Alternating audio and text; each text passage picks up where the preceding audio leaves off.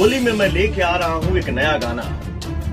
आप सब मनाइए होली का जश्न हमारा। दोस्तों बता दें कि अभी पवन सिंह लाइव आकर बोल रहे थे कि मेरा गाना बैक टू बैक आने वाला है और हर चैनल से रिलीज होगा। तो दोस्तों आप लोग दिल थाम के बैठिए, क्योंकि इस साल इस सीज़न में पवन सिंह का गाना काफ़ी बेहतरीन शूट हो चुका है और बहुत जल्द ही आप लोगों का होली गीत आप लोगों को सुनने के लिए मिल सकता है। दोस्तों एकदम बेहतरीन लेटेस्ट गाना आप लोगों को होली गीत सुनने के लिए मिल सकता है। पवन सिंह खुद लाइव आकर बोले हैं और पवन सिंह ये भी कह रहे हैं दोस्तों कि उनका गाना बहुत महंगा बजट का अभी और शूट हो रहा है और हर चैनल से उनका गाना आएगा और धमाका उड़ेगा दोस्तों, क्योंकि उनका अभी कुछ गानों का शूटिंग अभी बाकी है दोस्तों। ये सूत्रों के हवाले से पता चल रहा है और बहुत जल्द उनका गाना रिलीज होने वाला है और रिलीज होगा।